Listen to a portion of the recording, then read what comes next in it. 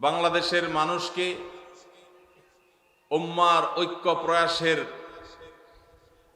নতুন ভাবনা চিন্তা যিনি উপহার দিয়ে গেছেন সেই ডক্টর খন্দকার আব্দুল্লাহ জাহাঙ্গীর রাহিমাহুল্লাহ দুইবার এই মাঠে এসেছিলেন এবং আজকের এই মাহফিলে যার টানে আসা, যার আহ্বানে আসা তিনি হলেন ডক্টর জনাব হাবিবুল্লাহ খন্দকার, ডক্টর আব্দুল্লাহ জাহাঙ্গীর রাহিমাহুল্লাহর বড় মেয়ের জামাতা,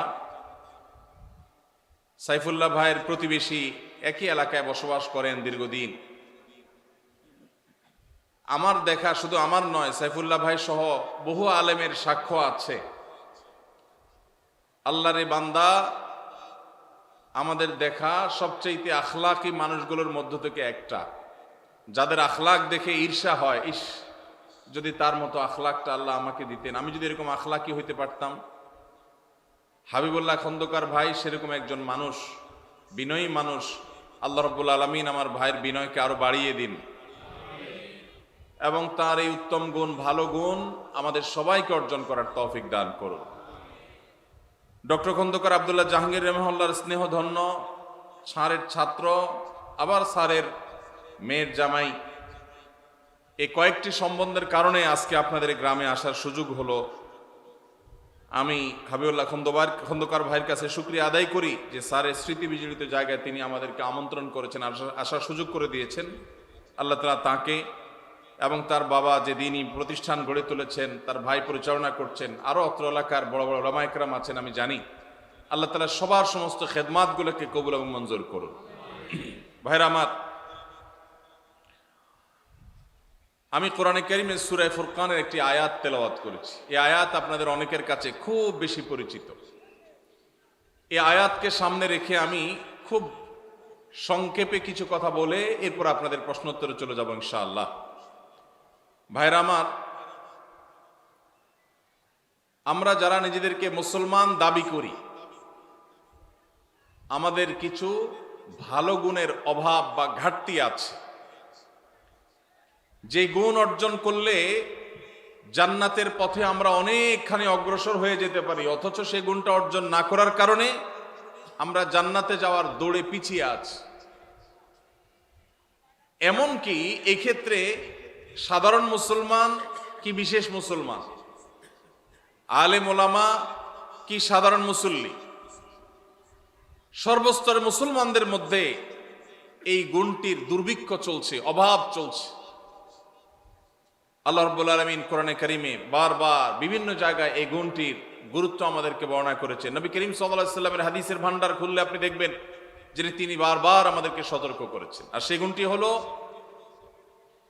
একজন মুসলমান সবসময় বিনয়ী হবেন, শান্তিপ্রিয় হবেন, শান্তশিষ্ট হবেন, ভদ্র হবেন, মার্জিত হবেন, ঝগড়া ফাসাদ করবেন না, গন্ডগোল মারামারি এবং বিতর্ক বৎসা এগুলোকে পছন্দ করবেন না। এটা একজন ভালো মুমিনের গুণ। আমি যে আয়াত তেলাওয়াত করেছি সেই আয়াতে আল্লাহ বলেছেন, ওয়া ইবাদুর রহমানিল্লাযীনা ইয়ামশুনা আলাল আরদি হাওনা। রহমানের বান্দা যারা, তাদের যে বৈশিষ্ট্যগুলো আছে তার এক নম্বরের বৈশিষ্ট্য হলো তারা যখন রাস্তা দিয়ে চলাফেরা করে তখন খুব বিনয়ের সাথে চলাফেরা করে, খুব বিনম্রতার সাথে হাঁটে। অহমিকা, অহংকার, দম্ভ এগুলো তাদের চলাফেরার দ্বারা প্রকাশিত হয় না। ওয়া ইযা খাতাবাহুমুল জাহিলুনা ক্বালু সালামা। মূর্খ, অশিক্ষিত, ঝগড়াটে এবং খারাপ কিসিমের মানুষ যদি তাদের সাথে এসে বিতর্ক বাধায় দেয়, ঝগড়া লাগায় দেয়, তাদেরকে খোঁচায় দেয়, তারা তখন সালাম বলে, অর্থাৎ এড়ায় যায়, সে ঝগড়ায় তারা মেতে উঠে না। আজ আমাদের দেশে দেখবেন, অনলাইনে কি অফলাইনে, চতুর্দিকে দেখবেন ঝগড়া ফাসাদ, গন্ডগোল, মারামারি, হানাহানি, কাটাকাটি, বিতর্ক বর্ষা, এগুলো আমাদের নিত্য নৈমিত্তিক ব্যাপার। লম্বা দাড়ি আছে তিনিও ঝগড়া করেন, যার দাড়ি নাই তিনিও ঝগড়া করেন। যিনি সাধারণ মানুষ মুসলমান তিনিও ঝগড়া করেন, এমনকি যিনি হুজুর তিনিও ঝগড়া করেন। নবী করিম সাল্লাল্লাহু আলাইহি সাল্লাম বলেছেন, ইন্না আবগাদার রিজালি ইনদাল্লাহি আল আলাদুল খাসিব। আল্লাহর কাছে সবচেয়ে অপ্রিয় সবচেয়ে অপছন্দের মানুষ হলেন সে মানুষ যে মানুষ ঝগড়াটে স্বভাবের, কথায় কথায় ঝগড়া, কথায় কথায় গন্ডগোল, কথায় কথায় বিতর্ক বর্ষা, কারোর সাথে বলে না, যেখানে যা একটা ভেজাল লাগাই দেয়। এই টাইপের লোক আমাদের সমাজে আছে না নাই? ভাইরা আমার, আমরা অনেকে 5 ওয়াক্ত নামাজ আদায় করি, আল্লাহর মেহেরবানি ওয়াজ মাহফিলে যেতেও কার্পণ্য করি না। আল্লাহ তৌফিক হয়েছে মুখে নবীজির নির্দেশ সুন্নাহ, এটা দ্বারাও আমরা নিজেদেরকে সুশোভিত করতে পেরেছি। সুন্নতি লিবাস দিয়ে নিজেদেরকে সাজিয়েছি। মাশাআল্লাহ, ইসলামের অনেক ভালো ভালো গুণ আছে, কিন্তু বাসায় বউয়ের সাথে ঝগড়া, দোকানে কর্মচারীর সাথে ঝগড়া, দোকানে কাস্টমারের সাথে ঝগড়া, কিনতে গেলে দোকানদারের সাথে ঝগড়া, রিক্সা উঠতে গেলে রিক্সাওয়ালার সাথে ঝগড়া, ভ্যানে চলতে গেলে ভ্যানালার সাথে ঝগড়া, কাউকে কাজের লোক নিলে তার সাথে ঝগড়া, কারোর অধীনে কাজ করতে গেলে তার সাথে ঝগড়া। যেখানে যায় ঝগড়া, বিবাদ, বর্ষা, বিতর্ক, এগুলো যেন আমাদের আষ্টে পৃষ্ঠে আজ লেগে আছে। ভাইরা আমার, নবী করিম সাল্লাল্লাহু আলাইহি সাল্লামের একটি হাদিস আছে, স্বর্ণের অক্ষরে এটাকে লিখে রাখবার মতো। তিনি বলেছেন, আলা উখবিরুকুম বিআহলিল জান্নাহ, ওহে লোক সকল, তোমাদেরকে কি আমি বলে দিব না জান্নাতি মানুষ কারা? আপনারা জানতে চান জান্নাতি কারা? জানতে চান ভাই? আল্লাহু আকবার। আল্লাহ আমাদের সবাইকে জান্নাতি হওয়ার তৌফিক দান করুন। নবীজি বলেছেন, আলা উখবিরুকুম বিআহলিল জান্নাহ, তোমাদেরকে কি আমি জান্নাতি মানুষদের কথা বলে দিব না? কারা জান্নাতি হবেন, তাদের মার্কা কি হবে, আলামত কি হবে? ভাইরা আমার, নবীজি সাল্লাল্লাহু আলাইহি সাল্লাম বলেছেন, দেখুন জান্নাতি মানুষের মার্কা কি, আলামত কি। জান্নাতি মানুষের মার্কা বা আলামত তার লেবাস বা পোশাকে যতটা প্রকাশিত হয়, তার চেয়ে বেশি তার আচরণে প্রকাশিত হয়। নবীজি বলেছেন, কুল্লু দাঈফিন মুতাদাঈফ, প্রত্যেক ওই ব্যক্তি যে বিনয়ী হয়ে থাকে, নিরীহ টাইপের মানুষ, কেউ ধাক্কা দিলেও পারতপক্ষে পাল্টা ধাক্কা দিতে চায় না, এড়ায় চলে আসে। কেউ তাকে চরম অপমান করছে, সে চাইলে প্রতিশোধ নিতে পারে, কিন্তু মাথাটাকে নিচু করে সে জায়গা থেকে সরে যায়। এরকম লোক, কিছু লোক আছে না নাই? আমাদের সমাজ তাদেরকে বোকাশোকা মনে করে, আমাদের সমাজ তাদেরকে দুর্বল মনে করে, আমাদের সমাজ তাকে নিরীহ এবং অসহায় মনে করে, বেকুব বা নির্বোধ মনে করতে পারে সমাজ। কিন্তু আল্লাহর নবী বলছেন, এই মানুষগুলো, তাদের যদি ঈমান, বেসিক যে বিষয়গুলো আছে, ফরজ বিধানগুলো আছে, সেগুলো যদি তারা ঠিকঠাক মতো পালন করে থাকে, তাহলে এই লোকগুলো জান্নাতি হওয়ার সম্ভাবনা অনেক জোরালো। ভাইরা আমার, বিনয়ী বা নিরীহ মানুষ আমাদের সমাজে পরিমাণে কম না বেশি? কম। আর এর বিপরীতে একই হাদিসে নবীজি বলেছেন, আলা উখবিরুকুম বিআহলিন নার, তোমাদের কি আমি বলে দিব না যে জাহান্নামী কারা হবে, কারা জাহান্নামে যাবে, তাদের মার্কা কি বলে দিব? নবীজি সাল্লাল্লাহু আলাইহি সাল্লামকে যখন বলা হলো, হ্যাঁ আল্লাহর রাসূল অবশ্যই বলুন, তখন তিনি বলেছেন, কুল্লু উতুল্লিন জাওয়াজিন মুস্তাকবির, গোয়ার কিসিমের মানুষ, ঘাড় মোটা, তেড়া, রূঢ় স্বভাবের, শক্ত প্রকৃতির, দিলের ভিতরে কোনো নরম নাই, কোমলতা নাই, কোনো প্রকার বিনম্রতা নাই, মমতা নাই, যেটাকে বলা হয় শক্ত হৃদয়ের, শক্ত মনের মানুষ আছে না নাই? অহংকারী, তার ভিতরে কোনো বিনয় নাই, সব সময় তেড়া তেড়া কথা বলে, সব সময় গোড়ার মতো গায়ের জোর দেখায়, আছে না নাই?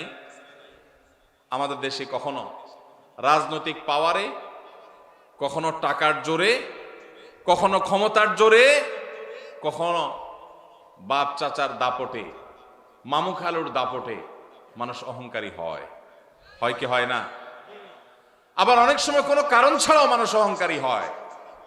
নবীজি সাল্লাল্লাহু আলাইহি সাল্লাম বলেছেন, আল্লাহর সবচেয়ে ঘৃণিত মানুষ হলো যে অহংকার করার মতো কিছু নাই, অথচ তারপরও সেও অহংকার করে। আমরা এমন একটা সমাজে বসবাস করছি, একজন প্রাপ্তবয়স্ক মানুষ তো অনেক পরের কথা, ছোট ছোট বাচ্চা কাচ্চাকেও দেখবেন আচরণের মধ্যে এমন পরিমাণ যুদ্ধ যুদ্ধ ভাব, এমন পরিমাণ মার মার কাট কাট ভাব, এমন পরিমাণ অহংকার ভাব, এমন পরিমাণ আপনার সব ভেঙে চুরে শেষ করে ফেলবে এমন ভাব। ঘরে ঘরে দেখবেন বাচ্চাদের মধ্যে টেন্ডেন্সি আসছে না, আসে নাই?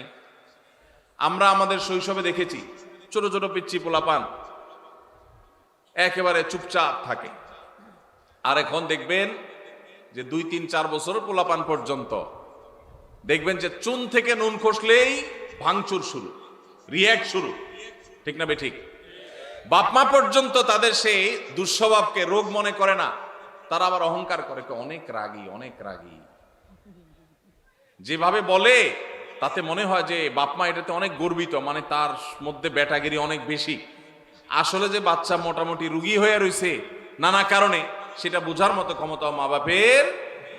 ভাইরা আমার, নবী করিম সাল্লাল্লাহু আলাইহি সাল্লামের একটি হাদিস আপনাদেরকে শোনাতে চাই, আবু দাউদে বর্ণিত হয়েছে। নবীজি সাল্লাল্লাহু আলাইহি সাল্লামের সম্পর্কে বলেছেন, আনা যাইমুন বিবাইতিন ফি রাবাদিল জান্নাতি লিমান তারাকাল মিরা ওয়া ইন কানা মুহিক্কা। যে ব্যক্তি কোথাও ঝগড়া এড়ায় চলবে। কি এড়ায় চলবে ভাই?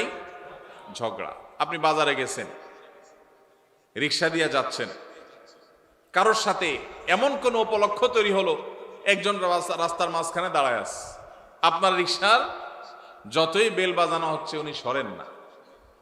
এরপরে যখন ওনাকে একটু ভালোভাবে বলতে গেছেন, উনি গায়ের দিকে তাড়ায় আসছে। আপনি এখন চাইলে তারে 5টা কথা শুনাইতে পারেন যে ভাই রাস্তাটা কি আপনার বাপের, অনেক কথাই বলতে পারেন, কিন্তু আপনি দেখছেন যে কথা বলতে গেলে কথা বাড়বে, এবং কথা বাড়লে আমার আখলাক নষ্ট হবে, জবান নষ্ট হবে, মুখ নষ্ট হবে, আমল নষ্ট হবে। এই জন্য আমি নিজে সত্যের উপর আছি, সে অন্যায় করতেছে এটা জানার পরও আমি তার সাথে ঝগড়া না করে মুখটা আরেক দিকে ফিরে আসতে বের হয়ে চলে আসলাম। নবীজি বলেছেন, এই কাজটা যারা নিয়মিত করতে পারবে, যারা এই কাজটা করবে, এই গুণ যারা অর্জন করবে, তিনি বলেছেন জান্নাতের এক পাশে তার জন্য একটা প্রাসাদের দায়িত্ব আমি নিলাম। আল্লাহু আকবার। আল্লাহ তাআলা আমাদের সবাইকে ঝগড়া বিবাদ এড়াবার তৌফিক দান করুন। অনেক আমলের কথাই তো শুনছেন ভাই, সুবহানাল্লাহ, আলহামদুলিল্লাহ, তাসবিহ, তাহলিল, জিকির, আজকার, অনেক আমলের কথা আমরা শুনছি। আজকে ভাই নতুন একটা আমলের কথা শুনলাম। এটাও যে আমল সেটা আমাদের অনেক ভাই ব্রাদাররা জানেন না। সে আমলটা হলো ঝগড়া করার সুযোগ আছে, স্কোপ আছে, গায়ের জোর আছে, সাথে লোক আছে, চাইলে কথা বাড়ানো যায়, এবং যার সাথে ঝগড়া তৈরি হয়েছে তিনি একটা ফালতু বিষয় নিয়ে আপনার সাথে ঝগড়া লিপ্ত হয়েছেন, তিনি একেবারে অন্যায়ের উপর আছেন, ভুলের উপরে প্রতিষ্ঠিত আছেন, আপনি পরিষ্কারভাবে দেখছেন তিনি রং, এরপরও তাকে রং জেনেও আপনি সত্য জানার পরেও শুধু ঝগড়াটাকে মিনিমাইজ করতে গিয়ে যে আমি কথা বাড়াতে চাই না, এই জন্য আমি হেরে গেলাম, কথা বাড়াইলাম না, এই কাজটা যদি করতে পারেন তাহলে নবীজি জান্নাতের চৌহদ্দির ভেতর একটা প্রাসাদ আল্লাহর কাছ থেকে আপনাকে পাইয়ে দেওয়ার দায়িত্ব নিয়েছেন। আল্লাহ আমাদের সবাইকে জান্নাতি হওয়ার তৌফিক দান করুন। ভাইরা আমার, এই আমলটা প্র্যাকটিস করবেন তো আজ থেকে ইনশাআল্লাহ। দিনে যদি একবার এই আমলের প্র্যাকটিস করতে পারেন, কয়বার? একবার।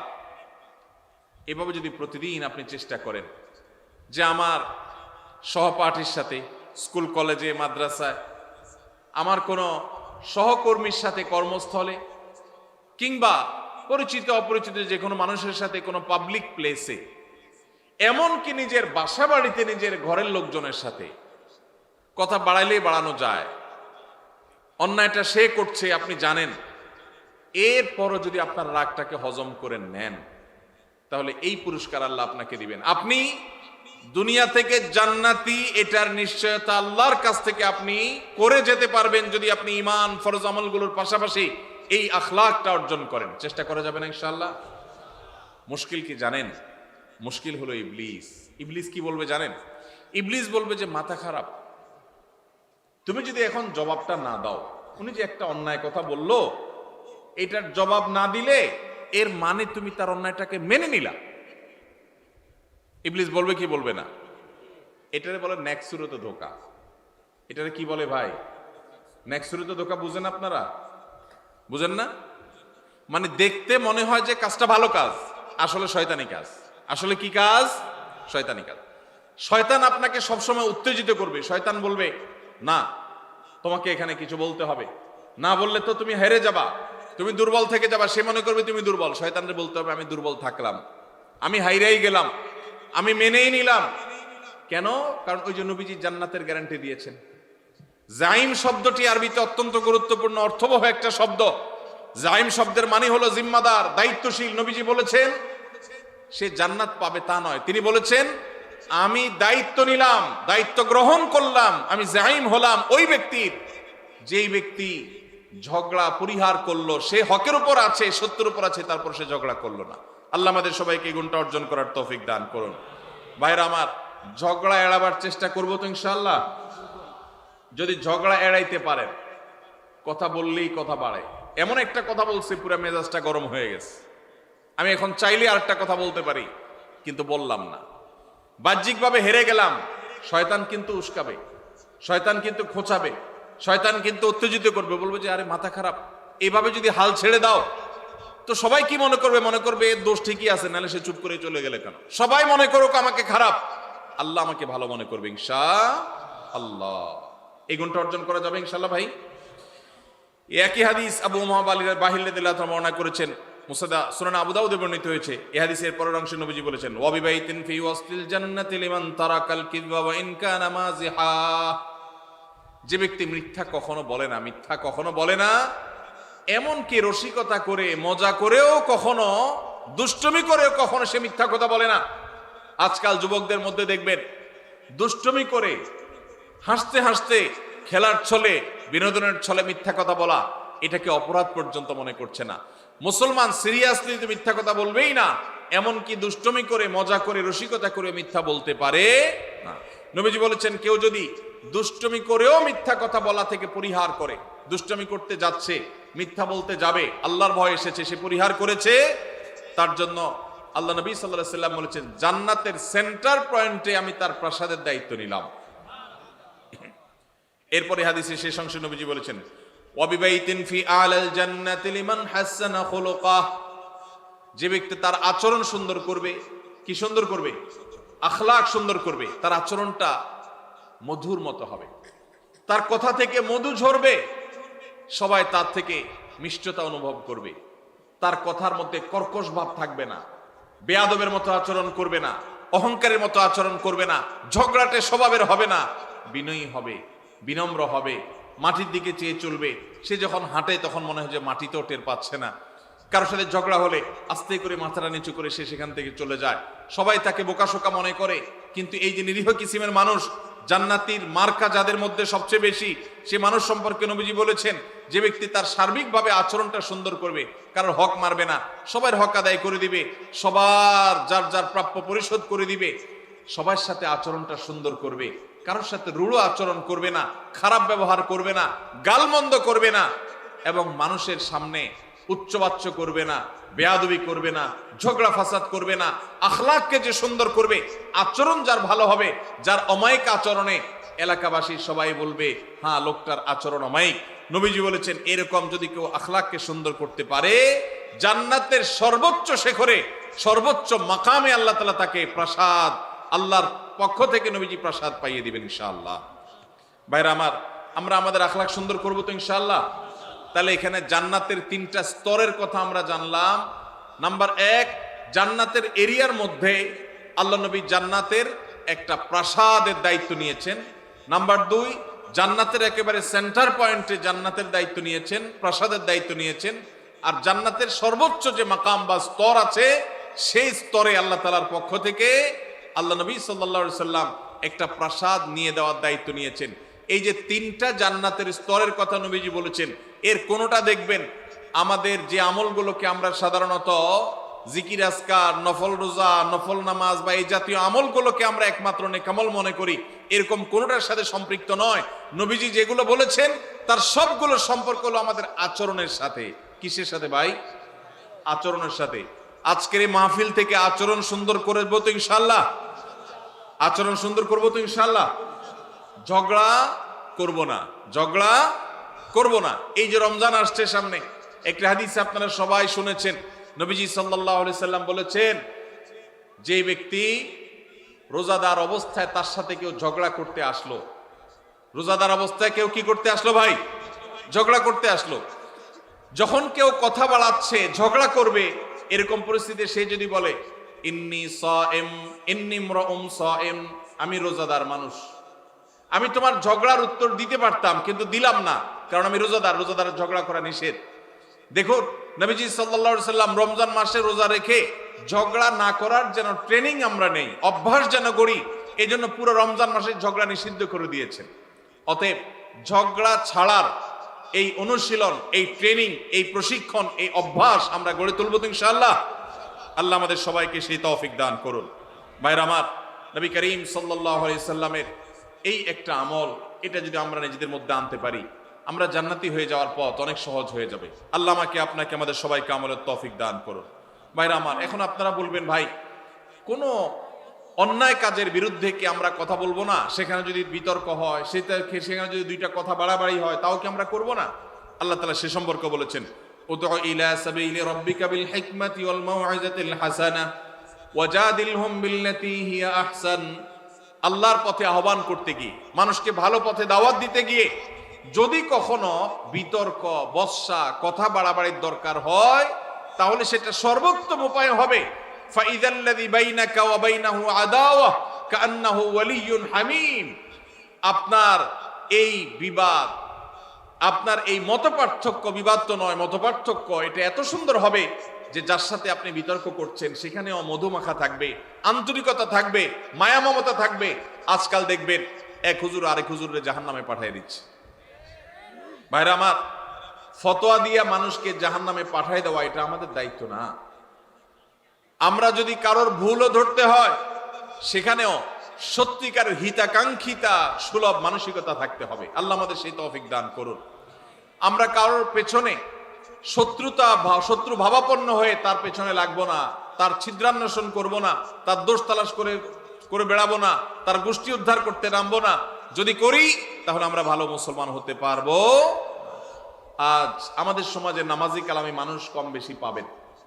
মসজিদে দেখবেন কিছু মানুষ কম হোক বেশি হোক যায়, কিন্তু বাজারে ঘাটে, রাস্তায়, দোকানে, অফিস আদালতে, বিভিন্ন জায়গায় দেখবেন এই মানুষগুলোই আবার বিভিন্ন সময় তাদের আচরণটা খারাপ করে ফেলতেছে। আছে না নাই?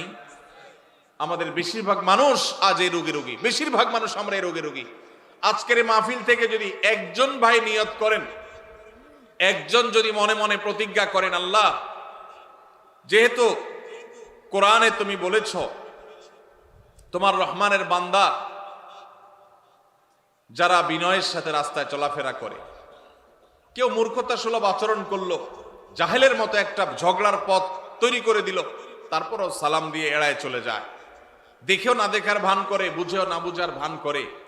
আল্লাহ আমি সেরকম বিনয়ী মানুষ হতে চাই, শান্তিপ্রিয় মানুষ হতে চাই। এই প্রতিজ্ঞা করে যদি এখান থেকে যান, আর প্রতিদিন যদি আপনি রাতে শোয়ার আগে নিজের পরীক্ষা নিজে নেন যে আমি আজকে সারাদিনের মধ্যে একটা লোকের সাথেও ঝগড়া চাইলে করতে পারতাম, কিন্তু আমি করলাম না আল্লাহর জন্য, এই এক্সারসাইজটা একবারও করছি কিনা, যদি এটা করতে পারেন তাহলে আমি মনে করবো আজকের মাহফিল সফল এবং সার্থক। আল্লাহ আমাদের সবাইকে সেই তৌফিক দান করুন। ভাইরা আমার, আল্লাহ রাব্বুল আলামিন কোরআনে কারিমে আমাদেরকে শিখিয়েছেন, যদি আমাদের কারোর সাথে কখনো কথা বাড়াবাড়ি পর্যন্ত যায়ও, তাহলে সেটা কখনো মন্দ উপায়ে যাবে না, খারাপ ভাবে যাবে না। আল্লাহ বলেছেন, ওয়ালা তুজাদিলু আহলাল কিতাবি ইল্লা বিল্লাতি হিয়া আহসান। আহলে কিতাবদের সাথে, ইহুদি খ্রিস্টানদের সাথেও যদি তোমাদের কখনো ধর্মীয় বিষয়ে বিতর্ক তৈরি হয়, তো খবরদার তোমরা বিতর্ক করবে বিল্লাতি হিয়া আহসান, সবচেয়ে সুন্দর উপায়ে। আমাদের নবী করিম সাল্লাল্লাহু আলাইহি সাল্লামের সাথে মক্কার মুশরিকদের সাথে, মদিনার ইহুদিদের সাথে আদর্শিক দ্বন্দ্ব ছিল না, কিন্তু আমাদের নবীজি কখনো মুখ খারাপ করেছেন? কি বলেন? মুখ খারাপ করেছেন, ঝগড়াঝাটি করেছেন, গন্ডগোল ফাসাদ করেছেন। আমরা ইসলামের নামে একদল আরেক দলের সাথে মারামারি লিপ্ত হইতে দেখি না? এটা কি সঠিক ইসলাম না ভুল ইসলাম? আমরা ফেসবুকে এক মতের মানুষ আরেক মতের মানুষের গোষ্ঠী উদ্ধার করতে দেখি না? এটা কি সঠিক ইসলাম না ভুল ইসলাম? আল্লাহ আমাদেরকে সঠিক ইসলাম চর্চা করার তৌফিক নসিব করুন। ভাইরা আমার, কারা কারা ঝগড়া যতটুকু করার স্বভাব আছে এটাকে কমাবার নিয়ত করেছেন, একটু হাত তুলে দেখান। আল্লাহ আপনি আমাদের সবার আখলাক গুলাকে সুন্দর করে দেন। আল্লাহ আমাদেরকে আপনি শান্তিপ্রিয় মানুষ বানিয়ে দেন। আল্লাহ আমাদেরকে আপনি আপনার ওলি বানিয়ে দেন। আল্লাহ আমরা যেন নম্র ভদ্র মানুষ হয়ে যেতে পারি সেই তৌফিক দান করেন। জান্নাতি লোকের মার্কা নিয়ে দুনিয়া থেকে যাওয়ার তৌফিক দান করেন। আজকের মাহফিল থেকে আমাদের অন্তরকে আপনি পরিবর্তন করে দেন। ভাইরা আমার, নবীজি সাল্লাল্লাহু আলাইহি সাল্লাম বলেছেন, মা দাল্লা কওমান বাদি হুদান কানু আলাইহি ইল্লা উতুল জাদাল। নবীজি বলেছেন, আমার পরে কোন সম্প্রদায়, কোন এলাকার মানুষ, কোন জাতি তারা যদি গোমরা হয় তো মনে রাখবে তাদের মধ্যে গন্ডগোল, ফাসাদ, মারামারি, ঝগড়া, বিবাদ এগুলো বৃদ্ধি হবে। এই কারণেই তারা হক থেকে বিচ্যুত হবে, গোমরা হবে। মানুষ যখন বিতর্ক প্রবণ হয়, বৎসা প্রবণ হয়, ঝগড়া করা তার স্বভাবের মধ্যে চলে আসে, আল্লাহ হক থেকে তাকে দূরে সরায় দেন, সে হক হারিয়ে ফেলে, বিভ্রান্ত হয়ে যায়। এই জন্য ভাইরা, জান্নাতে যাওয়ার যদি প্রত্যাশা থাকে তাহলে মাটির মানুষ হতে হবে, গোয়ার নয়, অহংকারী নয়, বিনয়ী হতে হবে। সমাজের মানুষ বলবে একটু বোকাশোকা, কিন্তু আল্লাহর কাছে আপনি চালাক। সমাজের মানুষ বলবে একটু বেকুব, কিন্তু আল্লাহর কাছে আপনি বুদ্ধিমান। আল্লাহ আমাদের সবাইকে সেই মানুষ হওয়ার তৌফিক দান করুন। সবাই চেষ্টা করবো তো ইনশাআল্লাহ। আল্লাহু আকবার। আমরা যদি এই মাহফিল থেকে ডক্টর খন্দকার আব্দুল্লাহ জাহাঙ্গীর রাহিমাহুল্লাহর মতো আখলাক নিয়ে যেতে পারি। আপনারা দুইবার এই মাহফিলে, এই মাঠ থেকে স্যারের আলোচনা শুনেছেন, এর আগে অনলাইনে অফলাইনে আগে পরে আপনারা শুনেছেন। স্যার কি কখনো আরেক আলেমের গোষ্ঠী উদ্ধার করতে দেখেছেন কখনো? ভাইরা আমার, আমি আল্লাহর কাছে একান্তে কিছু দোয়া যখন করি, খাস খাস দোয়া কবুলের জায়গাগুলোতে আমার কিছু সিক্রেট দোয়া আছে আল্লাহর কাছে। এর মধ্যে একটা দোয়া হলো, আমি বলি, আল্লাহ আপনি স্যারের মতো ওইরকম সরল সহজ, ওইরকম বিনয়ী, ওইরকম বিনম্র, উম্মার হিতাকাঙ্ক্ষী, উম্মার কল্যাণকামী, উম্মার ঐক্য প্রয়াসী, বিভক্ত উম্মাকে এক করার জন্য যার মধ্যে প্রচন্ড আকুতি ছিল, ব্যাকুলতা ছিল, অস্থিরতা ছিল, নিজস্ব কোনো মিশন নিয়ে উম্মাকে বিভক্ত করার চেষ্টা করেন নাই, আপনি স্যারের মতো সে আখলাক, সে বিনয়, সেই নম্রতা, সেই সুন্দর হাসি, সেই সরলতা, এগুলো আপনি আমাকে দান করেন। আমি একান্তে আল্লাহর কাছে যে কয়েকটা দোয়া সবসময় করার চেষ্টা করি, এর মধ্যে এই দোয়াটা আমি নিয়মিত করি। আল্লাহ রাব্বুল আলামিন আমাদের সবাইকে আমাদের প্রিয় নবী সাল্লাল্লাহু আলাইহি সাল্লামকে অনুসরণ করে বিনয়ী হওয়ার তৌফিক দান করুন। ভাইরা আমার, আমাদের সমাজে গোয়ার মানুষের অভাব নাই। রাস্তা ঘাটে, স্কুলে, কলেজে, ভার্সিটিতে এক এক ঘাট তেড়া মানুষ, অহংকারের ঠেলায়, অহংকারের চোটে দেখবেন যে মানুষ টিকার মতো অবস্থা নাই। হাদিস বলছে এগুলা জাহান্নামী হওয়ার আলামত। কিসের আলামত? আপনার মধ্যে যদি আচরণ থাকে তাহলে এটা খুব অ্যালার্মিং একটা বিষয়, আপনার চেঞ্জ হওয়ার সময় আসছে। আল্লাহ তাআলা আমাদেরকে মাটি হওয়ার তৌফিক দান করুন। আমরা মাটি হব তো ইনশাআল্লাহ। আল্লাহুম্মা জাআলনি ফি আইনি সগীরা। আল্লাহ আমাদের নিজেদের চোখে আমাদেরকে আপনি ছোট বানায় দেন, তুচ্ছ বানায় দেন। আমি যেন আমাকে খুব তুচ্ছ মনে করি, ছোট মনে করি, আমি যেন অহংকার প্রদর্শন না করি। চেষ্টা করা যাবে তো ইনশাআল্লাহ। ভাইরা আমার, বিনয়ী হওয়ার জন্য বিনয়ী মানুষের সোহবতে যেতে হয়। কি করতে হয়? বিনয়ীদের সোহবতে যেতে হয়। প্রত্যেক এলাকাতে দেখবেন কিছু মানুষ আছেন মাটির মানুষ, কম হোক বেশি হোক সব এলাকায় আছে। আপনার এলাকাতে আপনি খুঁজবেন, আপনার মাদ্রাসা আপনি খুঁজবেন, সবচেয়ে নিরীহ টাইপের মানুষকে, ভদ্র মানুষকে, পারতপক্ষে ঝগড়া করে না, তার সাথে বেশি উঠা বসা করবেন, তার সান্নিধ্য, সাহচর্য, তার সোহবত বেশি বেশি নিবেন এবং আল্লাহর কাছে একান্তে চোখের পানি ফেলে দোয়া করবেন, আল্লাহ আমি বদাখলাক। ভাইরা আমার, আখলাকের চাইতে ওজনে কিছু নাই। এই যে হাদিসে দেখলেন, আবু উমামা বাহিল রাদিয়াল্লাহু তাআলা আনহু বর্ণনা করেছেন, সুনান আবু দাউদের হাদিস, নবীজি বলেছেন, আমি ওই ব্যক্তিকে জান্নাতের সর্বোচ্চ জায়গায় আল্লাহর কাছ থেকে প্রসাদ সেখানে আদায় করে দিব যেই ব্যক্তি তার আখলাকটা সুন্দর করতে পেরেছে। আল্লাহু আকবার। নবীজি এটা বলেন নাই যে সবচেয়ে বেশি নফল রোজা রাখে, যে সবচেয়ে বেশি বড় পাগড়ি বাঁধে, যে সবচেয়ে বেশি তাসবিহ তাহলিল করে, যে সবচেয়ে বেশি নফল রোজা করে, যে সবচেয়ে বেশি দান সাদেকা করে, যে সবচেয়ে বেশি ওয়াজ করে, যে সবচেয়ে বেশি ওয়াজ শুনে, যে সবচেয়ে বেশি অন্য ভালো আমল করে। নবীজি বলেন নাই তার জন্য জান্নাতের সর্বোচ্চ জায়গায় আমি প্রসাদ আল্লাহর কাছ থেকে আদায় করে দিব। নবীজি বলেছেন যার আখলাকটা সুন্দর, যার আচরণটা সুন্দর, যার স্ত্রী বলে না আমার স্বামীর ব্যবহার ভালো, তার মতো অমায়িক মানুষ হয় না। যার প্রতিবেশী বলে উনি আমাদের কখনো কষ্ট দেন না, বিরক্ত করেন না, কখনো হক নষ্ট করেন না। যিনি বাজারে গেলে কারোর সাথে গায়ে পড়ে ঝগড়া তো দূরের কথা, কেউ বা গায়ে পড়ে ঝগড়া করতে আসলে নিজে হেরে গিয়েও আরেকজনকে জিতে দিয়ে চলে আসেন। এই বিনম্র মানুষগুলোকে নবীজি এত বড় সুসংবাদ দিয়েছেন। আপনারা অনেকেই হাদিসটি শুনেছেন। নবীজি সাল্লাল্লাহু আলাইহি সাল্লাম বলেছেন, মা মিন শাইইন ইউদাউ ফিল মিজানি ইয়াউমাল কিয়ামাতি আসকালু মিন হুসনিল খুলুক। কিয়ামতের দিন মানুষের উত্তম আচরণের চাইতে ওয়েটফুল কোনো আমল কিয়ামতের ময়দানে আর উঠবে না। কিয়ামতের ময়দানে সবচেয়ে ভারী আমল হবে মানুষের উত্তম আচরণ। ভাই, কিয়ামতের দিন মানুষের আমল কি গণা হবে না মাপা হবে? আমল কি আল্লাহ তাআলা গণবেন না মাপবেন? তাহলে মাপলে আমল বেশি ওজনই যেন হয়, ওয়েটফুল যেন হয়, সেই চেষ্টা করতে হবে। যত আমল আছে এর মধ্যে ঈমানের পর সবচেয়ে ভারী আমল, সবচেয়ে ওয়েটফুল আমল হলো আমাদের আচরণগুলো। আচরণ সুন্দর করা যাবে তো ইনশাআল্লাহ? মুখ দিয়া যাদের গালি বাইর হয় তার আচরণ কি ভালো না খারাপ? গালি বাইর হলে আচরণ কি ভালো না খারাপ? এই মাহফিলে কয়জন বুকে হাত দিয়া বলতে পারবেন আমি কখনো কাউকে গালি দেই নাই বা দেই না? আমি হাত তুলতে বলতেছি না, হাত তুলতে বললে হয়তো একটাও বা দু চারটাও টিকবে কিনা সন্দেহ। ভাইরা আমার, অনেক ভালো ভালো মানুষ আছে, দাড়িও লম্বা আছে, মাথার টুপিটাও মাশাআল্লাহ অনেক সুন্দর।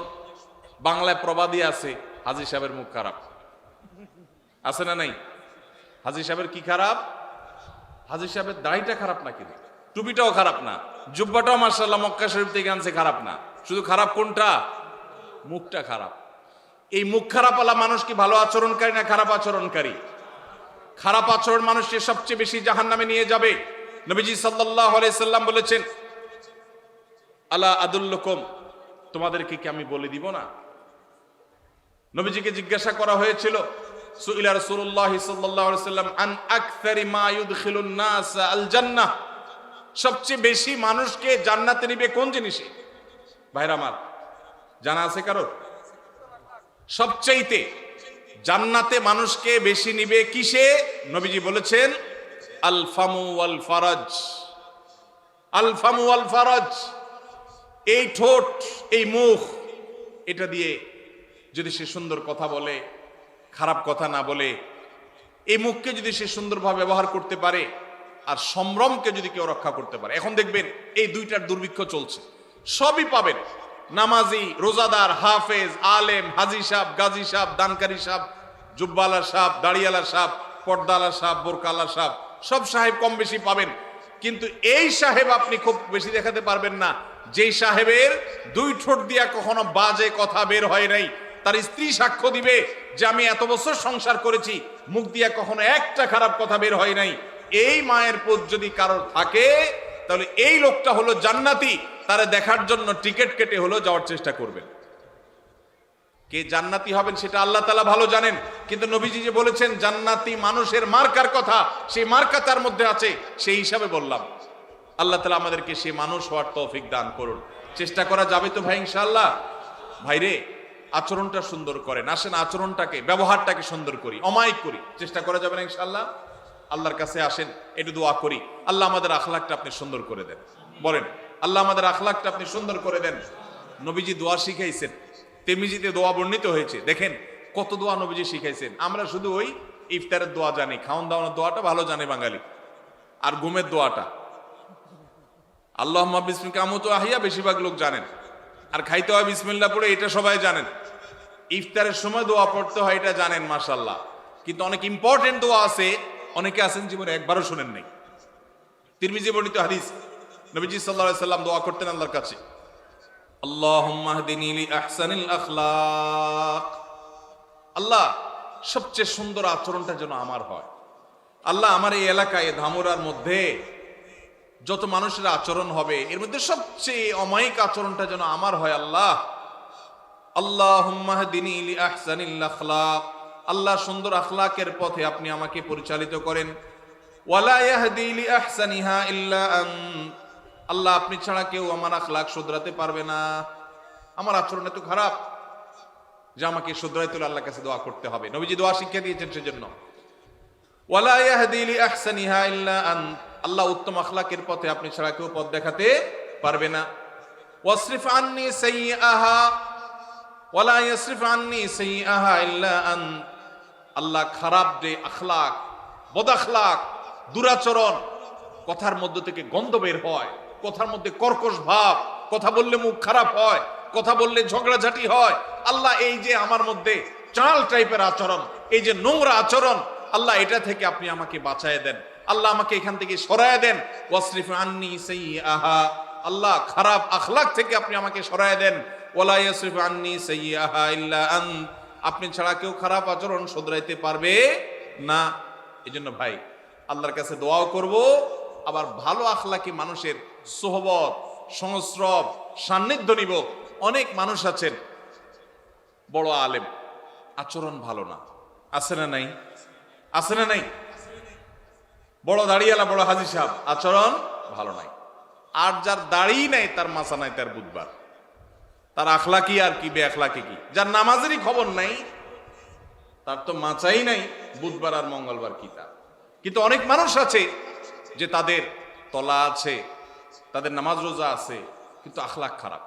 এই আখলাক খারাপটাকে আমরা আবার শয়তান আমাদের কাছে আমাদের বদাখলাককে বিভিন্ন নাম দিয়া সুশোভিত করে তুলে ধরে। শয়তান বলে যে আসলে উনি জালালি তবিয়তের। কি তবিয়তের? জালালি তবিয়তের। আস্ত বদাখলাকি করে জালালি তবিয়ত আমাদের নবী করিম সাল্লাল্লাহু আলাইহি ওয়াসাল্লামের মধ্যে এটা দেখিনি। কি বলেন? আমাদের নবীজির মধ্যে তথাকথিত জালালি তবিয়ত দেখছেন কখনো আপনি? বলতে পারবেন যে নবীজি সাল্লাল্লাহু আলাইহি ওয়াসাল্লামের জীবনে কখনো রেগে মেগে আগুন হয়ে গেছেন, একদম চিৎকার চেঁচামেচি সব অনেক রাগারাগি করে ফেলছেন, সাহাবীরা বলছেন জালালি তবিয়ত দেখছেন কখনো? আল্লাহ তাআলা আমাদের আখলাকগুলোকে সুন্দর করার তৌফিক দান করুন। আমি ভাই এই আমলটার বড় অভাব আমার নিজের মধ্যে অনুভব করি অনেক বেশি, আর এইটার কথা আমি ঘুরে ফিরে বলার চেষ্টা করি আমার আকুতিগুলো আমি বলার। আল্লাহ আমার সব ভাইদেরকে জান্নাতি মানুষ হয়ে যাওয়ার তৌফিক দান করুন। আজকের এই মাহফিল থেকে আমরা এই আমলটা নিয়ে যাব, আমরা ঝগড়া করব না ইনশাআল্লাহ। ঝগড়া করার সুযোগ তৈরি হলেও ঝগড়া করব না, নিজে হকের উপরে থাকলেও আল্লাহর জন্য ঝগড়া এড়ায় যাব, চেষ্টা করব না ইনশাআল্লাহ। আমাদের মা বোনরা যারা শুনছেন তাদেরকেও বলছি, আপনার পাশের ঘরের মহিলার সাথে কোন একটা বিষয় নিয়ে ঝামেলা তৈরি হয়েছে, চাইলেই কথা বাড়ানো যায়, মুখটা বন্ধ করে থুয়ে দেন, আল্লাহর জন্য একটু হজম করেন। আপনার মনে হবে যে আমি তো হাইরা গেলাম, কিছু না বললে তো আমি মনে হচ্ছে আমি শেষ হয়ে গেলাম। এটা শয়তান করায়। শয়তানকে হারাইতে হবে, নিজকে জিতাইতে হবে। আল্লাহ আমাদের সবাইকে তৌফিক দান করুন। ভাইরা আমার কথা শেষ। আমি শুধুমাত্র আপনাদের কাছে আবদার রেখে গেলাম, আবেদন রেখে গেলাম, আমরা যেন উত্তম আখলাক, বিশেষ করে ঝগড়া মুক্ত বাংলাদেশ গড়তে পারি। চেষ্টা করা যাবে না ইনশাআল্লাহ? আমরা কি ঝগড়া সহ বাংলাদেশ চাই না ঝগড়া মুক্ত বাংলাদেশ চাই? ঝগড়া মুক্ত বাংলাদেশ চাই। তাহলে আমার নিজেকে আগে সংশোধন করতে হবে। জগৎ ঠিক হয়ে যাবে আমি ঠিক হলে। আমি নিজে খারাপ, আমি চাই সব ফেরেশতা হয়ে যাক, হবে কোনোদিন? তাহলে আমরা চেষ্টা করবো তো ইনশাআল্লাহ। যত জায়গায় আপনি বাসে উঠছেন, বাসের পাশে সিটালার সাথে একটা ঝগড়ার ইস্যু তৈরি হয়েছে। কি হয়েছে? নাইট কোচে যাচ্ছেন, সামনের সিটে বসা, উনি ওনার সিটটাকে চেয়ার কোচে ডাউন করে দিছে, এমন ডাউন করে দিছে এক হয়ে আপনার বুকের উপর এসে পড়ছে। ঝগড়া করার ইস্যু তৈরি হয়েছে না হয় নাই? সুন্দর করে যদি তাকে বুঝায় বলতে পারেন আলহামদুলিল্লাহ। আর যদি দেখেন যে না তিনি ভুল বুঝতেছেন, বলবেন ভাই সরি, ঠিক আছে থাক, আমার কোনো আপত্তি নাই ভাই, কষ্ট হচ্ছে, তারপর আপনি মেনে নিবেন, আপনি ভালো মুসলমান হতে পারবেন। আর যদি বলেন এই মিয়া সোজা করবেন নাকি আঙ্গুল মাখা করব, হ্যাঁ ভদ্র মানুষের ভাত নাই না, চিনছেন আপনি আমি কে, তাহলে বুঝবেন আপনার লক্ষণ খারাপ। আপনার লক্ষণ, এটা ছোট লোকের আচরণ। এটা কার আচরণ? আর বড় লোকের আচরণ হলো ভাই আপনি রাগ করেন না, সরি ভাই, আপনি মনে কিছু করছেন ভাই, ঠিক আছে ভাই থাক, দরকার নাই, এই যে আমি মেনে নিলাম, এটা হলো ভালো মানুষের গুণ। আল্লাহ আমাদেরকে ভালো মানুষের গুণগুলো অর্জন করার তৌফিক দান করুন। ভাইরা যে সমস্ত প্রশ্ন আসছে অনেক হয়েছে, আমি প্রশ্নগুলো উত্তর সংক্ষেপে দিয়ে যাই। সাইফুল্লাহ ভাই আপনি কষ্ট করে একটু কাজ করে খান। বিসমিল্লাহ। নিচে ইফতার করার পর যদি বিমান আকাশে উড়ে এবং উপরে উঠার পর সূর্য দেখা যায়, তাহলে সেই রোজা কি পুনরায় রাখতে হবে? খুবই দরকারি প্রশ্ন, বিশেষ করে আমাদের প্রবাসী ভাইদের জন্য গুরুত্বপূর্ণ। অনেক সময় হজম নিচে যখন আমরা সূর্য ডুবে গেছে দেখি, অনেক সময় অনেক উপরে উঠলে দেখা যায় সূর্য তখনও ডুবে নাই, উপর থেকে সূর্য দেখা যায় যে একটু পরে ডুবছে। এখন কেউ বিমানে বসছে, বিমান ছেড়ে দিবে, রানওয়েতে আছে, এদিকে ইফতারের টাইম হয়ে গেছে, সূর্য ডুবে গেছে, মাগরিবের ওয়াক্ত হয়ে গেছে, আজান হয়ে গেছে, তিনি খেজুর পানি খেয়ে বিসমিল্লাহ পড়ে রোজা ভেঙে ফেলেছেন। বিমান রানওয়ে দিয়ে আস্তে করে আপনার ফ্লাই করেছে। এই বিমান উড্ডয়নের পর উপরে যাওয়ার পর দেখা যাচ্ছে আরে সূর্য দেখা যাচ্ছে, নিচে কিন্তু সূর্য ডুবে গেছে। এখন সেই রোজা আবার রাখতে হবে কিনা, খেয়ে তো ফেলছে আগেই। উত্তর হলো এই রোজা আর রাখা লাগবে না, কারণ তিনি রোজা পরিপূর্ণ করে ফেলেছেন। একজন মানুষ রোজা পরিপূর্ণ করার পর যদি কোথাও যান, যে দেখেন যে না সেখানে রোজা চলছে, তাহলে তার আগের রোজা যে বাতিল হয়ে গেছে তা কিন্তু না, সে রোজা তার রাখতে হবে না, আর সে রোজা তার আদায় হয়ে যাবে ইনশাআল্লাহ। কারণ তিনি যখন যেখানে আছেন সেখানকার সূর্য ডুবা দেখে তিনি আমল করবেন। সূর্য ডুবে গেছে, অতএব তিনি ইফতার করে ফেলেছেন, তার রোজা হয়ে যাবে ইনশাআল্লাহ। এরপরে প্রশ্ন হলো, পরীক্ষার খাতায় বা কুইজে ভুল লিখে আসলে পরবর্তীতে দোয়া করে ভুল উত্তর সঠিক করার কোনো উপায় আছে কিনা? লা হাওলা ওয়ালা কুওয়াতা। এটা কি প্রশ্ন না তামাশা? হ্যাঁ, একবার আমার নামও লিখে দিয়েছি শেষে দিয়ে সুন্দর করে। ভাই, এই প্রশ্ন আমার ফাঁকিবাজ ছাত্র ভাইয়ের প্রশ্ন। আপনাদেরকে একটা মার্কা দেই, মার্কা একটা আলামত দেই, ফাঁকিবাজ ছাত্র বুঝার একটা আলামত।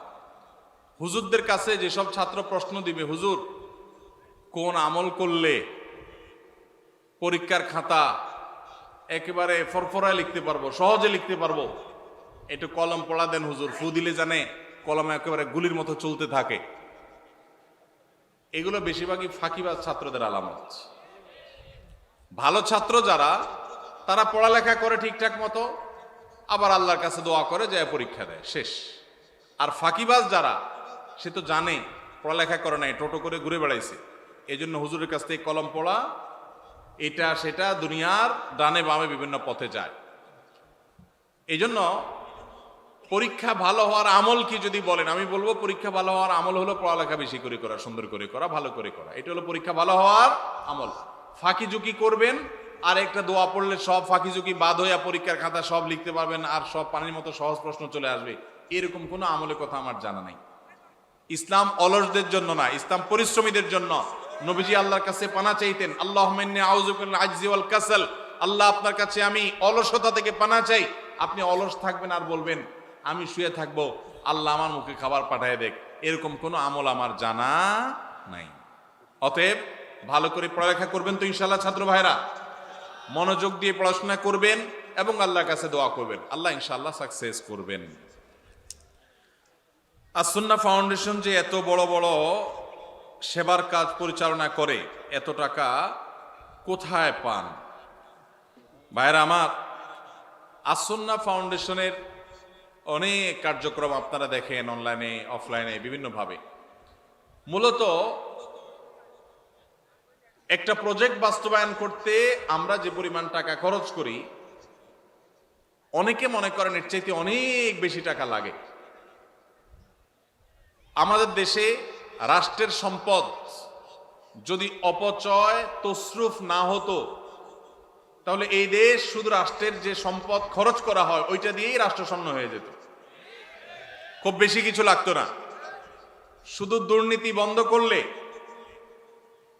অপশাসন বন্ধ করা গেলে, অপচয় বন্ধ করা গেলে, রাষ্ট্রের টাকাকে যদি আমানত মনে করে কর্তা ব্যক্তিরা প্রতিটা টাকা চিবিয়ে রস যেরকম বের করে নিজের পকেটের টাকাটার, ওইরকম রাষ্ট্রের টাকাটা যদি আমানত মনে করে খরচ করত, তাহলে যে পরিমাণ টাকা রাষ্ট্র খরচ করে তাতে রাষ্ট্রের আসলে তেমন কোনো সংকট থাকার কথা না।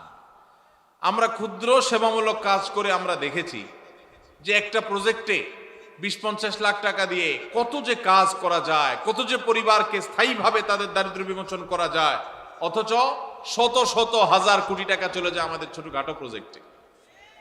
তো সেইগুলা যদি আমরা রোধ করতে পারতাম তাহলে আসলে টাকা অনেক বেশি লাগতো না। আসুন্নাহ ফাউন্ডেশন যে শত শত কোটি টাকা নিয়ে বসে আছে আর খরচ করে, আসলে তা কিন্তু না।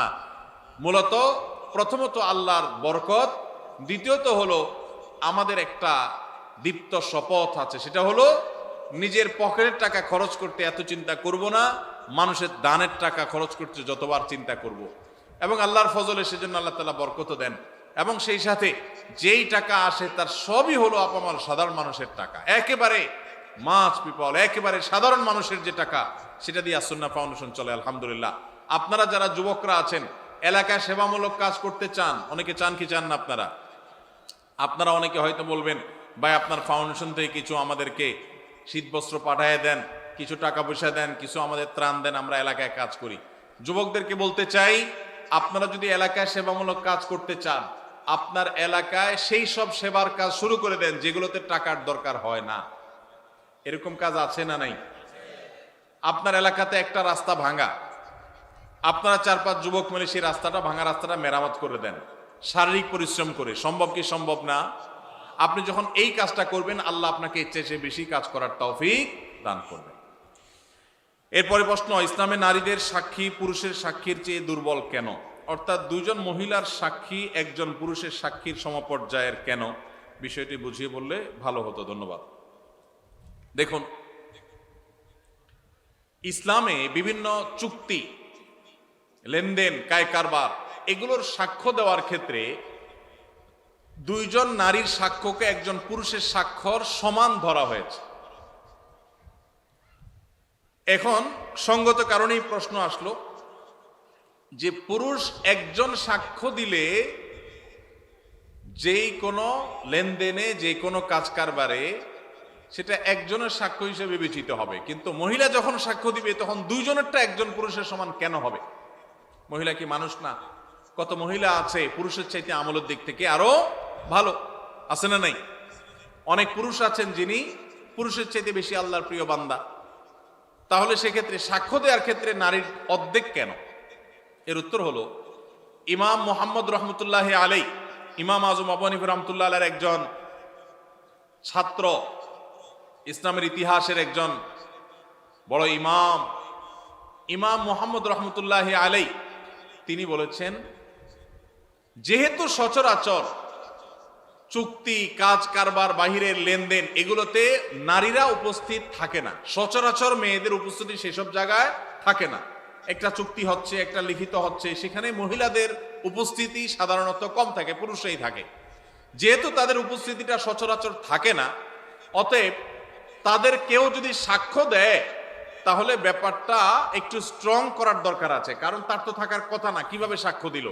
সেজন্য এটাকে স্ট্রং করবার জন্য আরেকজন নারী সাক্ষ্য যখন দেয় তখন সেই স্ট্রংনেসটা চলে আসে। শুধুমাত্র ওই সাক্ষ্যটার মধ্যে স্ট্রংনেস আনার জন্য দুইজনকে সেখানে একজন পুরুষের সমান ধরা হয়েছে। এখানে কোনো মর্যাদার তারতম্য বোঝাবার জন্য নয়, যে নারী তো বাহিরে সাধারণত থাকে না, যদি সাক্ষ্য দেয় তাহলে সেক্ষেত্রে মানুষের মনের মধ্যে এই সংশয় আসতে পারে, নারী কোত্থেকে আসলো এখানে। এই সংশয় দূর করবার জন্য আরেকজন নারী যখন সাক্ষ্য দেয় তখন আর সংশয় করবার কোনো সুযোগ থাকে না। তাহলে এখানে মর্যাদার কোনো পার্থক্যের জন্য এটি করা হয়নি। এটা আমি মুহাম্মদ রহমতুল্লাহ বলেছেন, আর অনেক ইমামগণ অনেক ব্যাখ্যা দিয়েছেন। কি কি ধরনের গুনাহে লিপ্ত হলে আল্লাহ ওই ব্যক্তির দিকে মুখ ফিরিয়ে নেন, ওই ব্যক্তির দিক থেকে মুখ ফিরিয়ে নেন? ভাইরা আমার, নবী করিম সাল্লাল্লাহু আলাইহি ওয়াসাল্লাম একটি প্রসিদ্ধ হাদিস আছে, তিনি বলেছেন, সালাসাতুন লা ইয়াকাল্লিমুহুমুল্লাহু ওয়া লা ইউযাক্কিহিম ওয়া লা ইয়ানজুরু ইলাইহিম ওয়া লাহুম আযাবুন আলীম। 3 শ্রেণী মানুষ আছে, তাদের জন্য 4টা শাস্তি হবে। কয়টা শাস্তি হবে? 4টা। কয় শ্রেণী মানুষের জন্য? 3 শ্রেণী মানুষের জন্য। নাম্বার 1, শাইখুন জানিন, যে ব্যক্তি বয়স্ক হয়েও ব্যভিচারে লিপ্ত হয়েছে, এই ব্যক্তির সাথে আল্লাহ কিয়ামতের দিন কথা বলবেন না, আল্লাহ তাকে পবিত্র করবেন না, তার দিকে চেয়ে তাকাবেন না, এবং তাকে কঠোর শাস্তি দিবেন যে সে প্রাপ্তবয়স্ক, বিবাহিত, বৃদ্ধ, এরপরও সে জেনায় কেন লিপ্ত হলো। নাম্বার 2, ওয়া মালিকুন কাযযাব, যেই রাজা, যেই শাসক প্রজাদের সাথে মিথ্যা কথা বলে, প্রতারণা করে, ডাহা ডাহা মিথ্যা কথা বলে, এরকম বাদশাহ, এরকম রাজা, এরকম শাসক, তাদেরকে নবী সাল্লাল্লাহু আলাইহি ওয়াসাল্লাম বলেছেন কিয়ামতের দিন আল্লাহ তাদের সাথে কথা বলবেন না, তাদের গুনাহগুলোকে মাফ করবেন না, পবিত্র করবেন না, এবং আল্লাহ তাদের দিকে তাকাবেন না, চেয়ে দেখবেন না, এবং তাদের জন্য কঠোর শাস্তি রয়েছে। আর 3 নম্বর হলো ওয়াইলুন মুস্তাকবির, যেই গরিব পরিবার, মানুষটা গরিব আবার অহংকার করে, তো এই ব্যক্তিকেও আল্লাহ রাব্বুল আলামিন কিয়ামতের ময়দানে এই শাস্তিগুলো দিবেন। এরপরে প্রশ্ন হলো, ধার্মিক, পরেজগার, আল্লাহ ভীরু অর্থাৎ ভালো ইসলামিক জ্ঞান সম্পন্ন মেয়ে জীবন সঙ্গী হিসাবে পেতে চাইলে কি করা উচিত? ভাইরা আমার, যুবক যারা বিবাহ করেন নাই, দিনদার ভালো পাত্রীকে যদি জীবন সঙ্গী হিসাবে পাইতে চান তাহলে আপনার নিজেকে ভালো হইতে হবে। আপনি লাগাবেন তাল গাছ, আশা করবেন আম, সম্ভব? অনেক যুবক আছে নিজে সব 2 নম্বরই কাজ করে বেড়াবে, আর বিয়ের আগে মহিলা মাদ্রাসার প্রিন্সিপালের কাছে যায় কানে কানে বলে, হুজুর একটা ভালো মেয়ে দেখেন। আছে না নেই? তো এটা কোনো ভালো মুসলমানের আলামত না। আপনি নিজে ভালো হওয়ার চেষ্টা করেন, এটা হলো ভালো মেয়ে পাওয়ার সবচেয়ে বড় উপায়। নাম্বার 2, সূরা ফুরকান আয়াত নম্বর 74, রব্বানা হাব লানা মিন আজওয়াজিনা ওয়া যুররিয়াতিনা কুররাতা আয়ুন ওয়াজআলনা লিল মুত্তাকিনা ইমামা। বেশি বেশি পড়বেন, আল্লাহ নেককার জীবন সঙ্গী যেন পাই, এই দোয়া বেশি বেশি পড়বেন। সূরা ফুরকান আয়াত নম্বর কত? 74। আর নিজে ভালো আমল করবেন আর ভালো নেককারদের সাথে থাকবেন, ইনশাআল্লাহ দেখবেন আল্লাহ ভালো জীবন সঙ্গী দান করবেন। সূরা বাকারা 256 নম্বর আয়াতে বলা হয়েছে দিনের ব্যাপারে কোনো জবরদস্তি কিংবা বাধ্যবাধকতা নাই। তাহলে আমার প্রশ্ন, মেয়েদের পর্দা করাটা কি বাধ্যতামূলক? কারণ পর্দার কথা বললে অনেকে আয়াতের উদ্ধৃতি দেয়। ভাইরা আমার, আল্লাহ বলেছেন যে ইসলামে কোনো জবরদস্তি চলবে না, লা ইকরাহা ফিদ্দিন, ইসলামে কোনো বাধ্যবাধকতা চলবে না। এর মানে কি? এর মানে কাউকে জোর করে মুসলমান বানানো যাবে না। আপনি যখন ইসলামে ঢুকে গেছেন তখন তো আপনি আল্লাহর সমস্ত বিধিবিধান মেনে নিচ্ছেন মাথা পেতে, সেটা তো মানতে আপনি বাধ্য। আপনি নিজের উপর নিজে সেটা আবশ্যিক করে নিয়েছেন। হ্যাঁ, আপনাকে অন্য আরেক মুসলমান বাধ্য করবে না, কিন্তু আল্লাহই আপনাকে বাধ্য করেছেন, আপনি নিজে সেটাকে গ্রহণ করেছেন। সেজন্য কোন নারী যদি নিজেকে মুসলমান দাবি করেন তার জন্য পর্দা মেনে চলাটা সুন্নত না ফরজ? ফরজ। 2 বছর আগে একটি মেয়ের সাথে বিয়ের কথা হয়েছিল, এখন কোনো কারণ বশত হয় নাই, মাঝে কথা বন্ধ ছিল। 2 মাস আগে বাড়ির সব জানাই, আবার এখন ফ্যামিলি ভাবে কথা হয়, খোঁজ খবর নিয়ে আব্বা রাজি না এখন, কিন্তু মেয়ে নাকি আমাকে এখন খুব পছন্দ করে। আমি সব জায়গা থেকে ব্লক দিয়েছি তাকে কষ্ট দেয়াতে এখন কোনো গুনাহ হবে কিনা আমার? ভাইরা আমার, যদি কোনো কারোর সাথে বিয়ের আলাপ সালাপ হয়, কোনো কারণে পারিবারিকভাবে কোনো কারণে বিয়েটা আর হলো না, তাহলে তার সাথে পরবর্তীতে ইনবক্সে, মেসেঞ্জারে, হোয়াটসঅ্যাপে ইটিশ পিটিশ আলাপ করা যাবে না যাবে না? যদি করেন তাহলে সেটা হবে জেনা। সেটা হবে কি? জেনা। এখন যদি বলেন যে না, সে মেয়ে আমাকে ডিস্টার্ব করে, হাই হ্যালো জিজ্ঞাসা করে, আজেরা কথা জিজ্ঞাসা করে, তাহলে সোজা ব্লক মারবেন। সোজা কি মারবেন? আর এই ব্লক মারলে যদি মনে হয় যে না, তিনিও তো একজন মানুষ, তার মনে কষ্ট দিলে কি আল্লাহ খুশি হবে, তাহলে বুঝবেন যে সাক্ষাৎ শয়তান হাজির হয়ে গেছে। কি হাজির হয়ে গেছে? শয়তান হাজির হয়েছে। কারণ শয়তান আপনাকে মানবিক ভালো মানুষ বানানোর চেষ্টা করছে। আসলে এটা হলো নেক্সুরাতে ধোঁকা। আপনাকে আসলে শয়তান জেনার দিকে নিয়ে যেতে চায়। অন্যায় থেকে বাঁচার জন্য, হারাম থেকে বাঁচার জন্য যদি কাউকে আপনি ব্লক লিস্টে রাখেন, ইনশাআল্লাহ গুনাহ তো দূরের কথা, উল্টা সওয়াব হবে আল্লাহর কাছ থেকে। আল্লাহ আমাদেরকে তৌফিক দান করুন। আমার নাম আব্দুল্লাহ খান, আমি একজন মালয়েশিয়ান প্রবাসী। আমার প্রশ্ন হচ্ছে, আমি জানি রমজান মাসের শেষ 10 দিনে বেজোড় রাতের মধ্যে শবে কদর রাত, কিন্তু সৌদি আরবে একদিন আগে শবে কদর পালিত হয়, আমাদের বাংলাদেশে একদিন পরে শবে কদর পালিত হয়। পৃথিবীতে শবে কদর রাত কি 2 বার আসে বা হয়? ভাইরা আমার, অনেক কমন একটা প্রশ্ন। এই প্রশ্নের উত্তর হলো, আল্লাহ রাব্বুল আলামিন পৃথিবীর যে প্রান্তের মানুষের জন্য যখন বেজোড় রাত হবে তাদের জন্য তখন শবে কদর দিবেন। এটা অস্বাভাবিক নয় যে বাংলাদেশের মানুষ যে রাত শবে কদর করেছে, সৌদি আরবের মানুষ ভিন্ন রাত শবে কদর করেছে। কারণ আমাদের এখানে যখন এখন রাত চলছে, ঠিক এই টাইমে আমেরিকাতে ফকফকা দিনের আলো। ঠিক না ঠিক? তাহলে আমাদের যদি এখন শবে কদর হয়, আমেরিকান মানুষদের কি এখন শবে কদর হওয়ার সুযোগ আছে? শবে কদর মানে হলো কদরের রাত, তাদের তো রাতই না, এখন দিন। তাহলে বোঝা গেল লাইলাতুল কদর এক এক দেশে, এক এক অঞ্চলে এক এক সময় হতে পারে। এখন আপনি প্রশ্ন করতে পারেন যে এক এক এলাকায় যদি এক এক সময় রাত হয়, লাইলাতুল কদর হয়, তো আল্লাহ তো লাইলাতুল কদরে দুনিয়ার আসমানে নেমে আসেন, তো এক এক অঞ্চলে এক এক সময় হলে আল্লাহ কখন কোথায় থাকেন? এর উত্তর হলো, আমরা মানুষ এক জায়গায় উপস্থিত হলে আরেক জায়গায় উপস্থিত থাকি না। আল্লাহকে আমরা আমাদের মতো বিবেচনা করি। আল্লাহ রাব্বুল আলামিন তিনি সবকিছু করতে পারেন। একই সময় কোথাও তিনি উপস্থিত, আবার কোথাও অনুপস্থিত। একই সময় কাউকে তিনি মৃত্যু দিচ্ছেন, আবার কোথাও কাউকে জীবন দিচ্ছেন। তার সাথে আমাদের সক্ষমতার কোনো তুলনা চলে না। তার জন্য কোনো অসম্ভব বলতে কোনো কিছুই নাই। সূর্য একসাথে বহু জায়গায় তার উপস্থিতি জানান দিতে পারে, কিন্তু আমরা এক জায়গায় গেলে আরেক জায়গায় যাইতে পারি না। বিধায় এখানে পার্থক্য আছে। সরকারি জায়গায় মসজিদ করলে জুমার নামাজ হবে কিনা? সরকারি জায়গায় যদি মসজিদ করেন, জুমার নামাজ হবে কিনা? উত্তর হলো, জুমার নামাজ তো হয়ে যাবে, কিন্তু সরকারি জায়গা মসজিদ বানাবার জন্য আপনি অবশ্যই যথাযথ কর্তৃপক্ষের অনুমতি নেবেন, নিয়মতান্ত্রিকভাবে মসজিদ করবেন। মসজিদ আল্লাহর ঘর, সেটা এই জন্য যেখানে সেখানে করবেন। সরকারি জায়গা পাইলেন আর মসজিদ একটা বানায় দিলেন, আদৌ দরকার আছে কিনা সেটার কোনো বিবেচনা নাই, এটা করা উচিত না। তবে এটা ঠিক মুসলিম প্রধান দেশে মুসলমানদের নামাজ পড়ার জন্য একটা সরকারি বিরাট বড় এরিয়া আছে, সেখানে অনেক মুসলমান বসবাস করে, সেখানে নামাজ পড়ার জায়গা করে দেওয়া সেখানকার কর্তব্য ব্যক্তিদের কর্তব্য, তাদের কাছে সেটা আদায় করতে হবে। কিন্তু তাই বলে আপনি চাইলেন আর খেয়াল খুশি মতো যেখানে সেখানে মসজিদ করে নিলেন, এটা করা যাবে না। সরকারি জায়গা না, শুধু অন্য কারোর জায়গাতে এরকম মসজিদ করা উচিত না। তবে যদি করেন কেউ, সেই জায়গায় নামাজ আদায় করলে নামাজ হয়ে যাবে, কিন্তু নিয়মতান্ত্রিক ভাবে মসজিদ আদায় করতে হবে, বানাইতে হবে। মসজিদে চেয়ারে বসে নামাজ পড়লে নামাজ হবে কিনা? ভাই, মসজিদে চেয়ারে বসলে নামাজ পড়লে নামাজ হবে কিনা? উত্তর হলো, যদি কেউ রুকু সেজদা দিতে অপারগ হন, অসুবিধা হন, তাহলে তার জন্য এটা জায়েজ হবে। কিন্তু আমাদের দেশে অনেকে একটু কোমর ব্যথা, একটু শরীরটা খারাপ লাগে, মেজমেজ করে চেয়ারে বসে নামাজ শুরু করে দেয়। এইরকম যদি করে তাদের নামাজ হবে না। কারণ আল্লাহ বলেছেন ওয়াকুমু লিল্লাহি কানিতিন, নামাজের মধ্যে দাঁড়ানোটা কি সুন্নত না নফল? ফরজ। এই ফরজ তরক করে যদি আপনি বলেন যে শরীরটা খারাপ লাগতেছে, চেয়ারে বসে গেলাম, একটু ভাবসাব ধরলাম, তাহলে নামাজ হবে না। যার রুকু সিজদা করার ক্ষমতা নাই, ডাক্তার তাকে কঠোরভাবে নিষেধ করেছে, মারাত্মক পেইন হয়, তার জন্য জায়েজ আছে। বাকি যেন তেন উসিলাতে এটা করা যাবে না। আমি যদি 4টা বিয়ে করি, তাহলে কি আমার সাথে 4টা বই জান্নাতে থাকবে? ভাইরা আমার, এই প্রশ্ন যে করছে, একটাও তার কপালে এখন জুটছে কিনা আমার সন্দেহ আছে।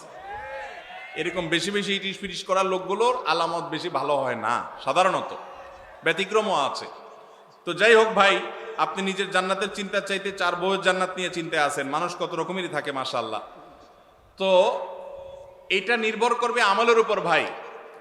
আপনার বউ 1 জন না 2 জন, 3 জন না 4 জন, এটা ইস্যু না। ইস্যু হলো যে সবাইকে জান্নাতি বানাতে পারলেন কিনা, আপনি নিজে জান্নাতি হতে পারলেন কিনা। যদি সবাই জান্নাতি আমল করেন, তাহলে সবাই জান্নাতে যাবেন। আল্লাহ না করুক যদি 2 জন জান্নাতি আমল করেন, তাহলে 2 জন জান্নাতে যাবেন। যে জান্নাতি আমল করবে সে জান্নাতি যাবেন।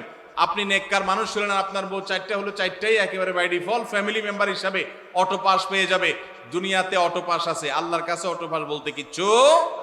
যার যার আমল করেই তাকে পার হইতে, দুনিয়াতে মামু খালুগিরি চলে, আখিরাতে আল্লাহর কাছে চলবে। আপনার মামু আছে, নেতা আছে, গোতা আছে, দুনিয়াতে পার হইতে পারবেন, ওখানে এই সমস্ত ধানায় পানায় চলবে না। যার আমল ভালো হবে সে আল্লাহর কাছে জান্নাত পাবে। দাড়িতে কাটিং করে ডিজাইন করা যাবে কিনা? দাড়িতে কাটিং করে ডিজাইন করা বলতে যদি বুঝান ওই যে ফ্রেঞ্চ কাট, এটা সেটা, তাহলে এটা দাড়ির সাথে একটা তামাশা এবং মশকরা করা। নবী করিম সাল্লাল্লাহু আলাইহি সাল্লাম বলেছেন আফুল্লুহা, তোমরা দাড়িকে লম্বা করো, আর খুল্লুহা, দাড়িকে ছেড়ে দাও। পরিষ্কার নির্দেশ নবীজির। কোন একটা হাদিসে নবীজি সাল্লাল্লাহু আলাইহি সাল্লাম আমাদেরকে দাড়িতে কাটিং আর স্টাইল করতে বলেন না। এটা স্টাইলের জিনিস না। যারা দাড়ি রাখতে ইতস্তত বোধ করেন, তাদেরকে বিনয়ের সাথে বলতে চাই, এটা পুরুষত্বের মার্কা। এটা কিসের মার্কা? আল্লাহ নারীর শরীরে যা যা দিয়েছেন, নখ আপনারটা বাড়ে, মহিলাদেরটাও বাড়ে। আপনার মাথার চুল আছে, তাদেরও আছে। আপনার শরীরের অঙ্গ প্রত্যঙ্গে যেখানে যেখানে যা যা আছে, লোম অবাঞ্ছিত সব তারও আছে। শুধু 2টা জিনিস, দাড়ি আর গোপ, এগুলো নারীকে আল্লাহ দেন না, আল্লাহ আপনাকে দিয়েছেন। এর জন্য গোপটা ছোট ছোট রাখা আর দাড়ি লম্বা রাখা, এটা পুরুষত্বের আলামত। এখন আপনি যদি বলেন যে আমি হিজড়া হয়ে যাব, তাহলে আমার কি করার? আল্লাহ আমাদের ভাইদেরকে হেদায়েত দান করুন। এটা পুরুষত্বের মার্কা, এটা রাখতে কোনো কার্পণ্য করা উচিত না। আমরা অনেকে জাতে ওঠার জন্য দাড়ি রাখতে চাই না। তবে দাড়ি যদি কেউ আমাদের কোনো ভাই কেটে ছোট রাখে, আমরা তাকে অ্যাপ্রিসিয়েট করি, আলহামদুলিল্লাহ আমার ভাই শুরুটা করে দিয়েছে, আল্লাহ তার দাড়িটাকে বড় করার তৌফিক দিবে ইনশাআল্লাহ। মোহতারাম, বয়স 22, অনার্স 2য় বর্ষের ছাত্র, পড়ালেখার পাশাপাশি জব করে নিজের খরচ চালাতে পারি। একটা মেয়েকে পছন্দ করি, তাকে বিয়ে করতে চাই, কিন্তু বাবা মাকে অনেক বললেও রাজি হয় না। তাদের কথা লেখাপড়া আগে শেষ হোক, আমি যোগাযোগ যদি রাখি মেয়ের সাথে, তাহলে আমার পিতা মাতাও কি গুনাহের ভাগিদার হবে কিনা? ভাইরা আমার, এই পরিমাণ প্রশ্ন এই রিলেটেড, এটা সাইফুল্লাহ ভাই বাইসা দিয়ে দিছেন মানে ভালো প্রশ্নই দিছেন, আমি ভাইকে দোষ দিচ্ছি না। আমি বলতেছি এরকম প্রশ্ন 20টা আসলে একটার উত্তর দেওয়া লাগে। এখানে অনেক বাবাজিরা আছেন, গ্রাম এলাকা, একটু মনোযোগ দিয়ে শুনেন আল্লাহর হস্তে। এই যুগে বহু মুরব্বীরা, বহু বাবাজিরা, বহু চাচিরা তাহাজ্জুদ পড়তে পড়তে কপালে দাগ ফেলে দেওয়ার পরও শুধু জাহান্নামে যাবে ছেলেকে সময় মতো বিয়ে না করার কারণে।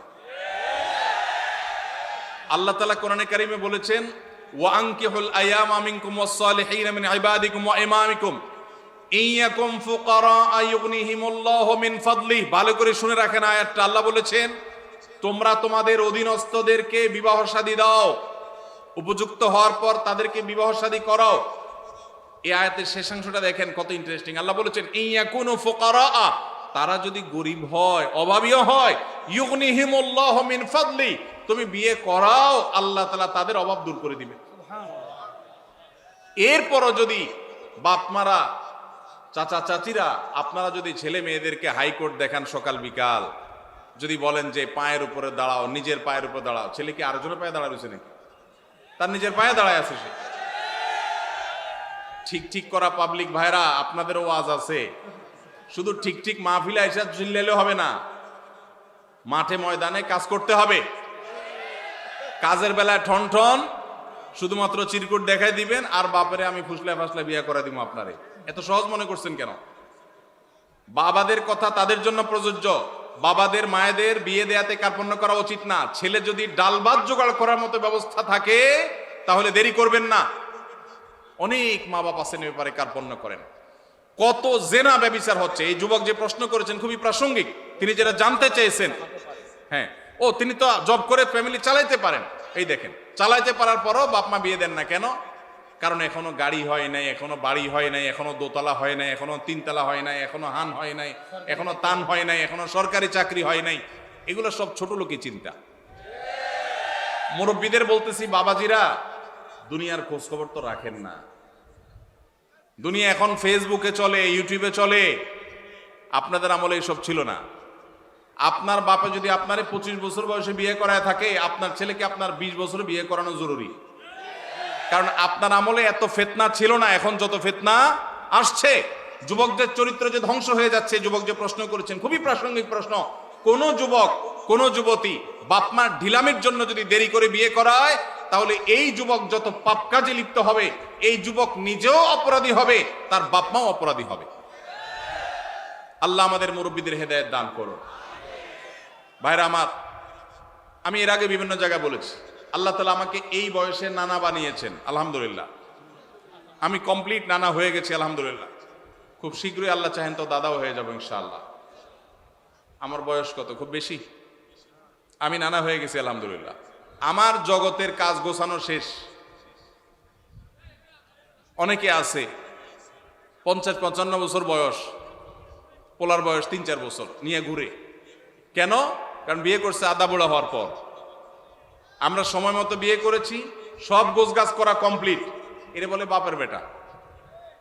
আর বেশিরভাগ মানুষ এখন দেখা যায় নিজের পায়ে দাঁড়ানোর নাম করে বিয়েকে পিছাইতে পিছাইতে পিছাইতে বুড়া হয়ে সে তারপর বিয়ে শাদী করে। অতএব যুবক ভাইদের চরিত্র হেফাজতের জন্য মুরব্বীদের উপরে ফরজ। ভালো করে শুনে রাখেন, যে যুবক প্রশ্ন করেছেন সেই যুবককে বিয়ে করানো তার বাপমার উপরে ফরজ, ফরজ, ফরজ। এই ফরজ তো রক্ষার কারণে বহু মুরব্বীরা জাহান্নামে যাবেন। সমাজ ব্যভিচারে ভরে গেছে।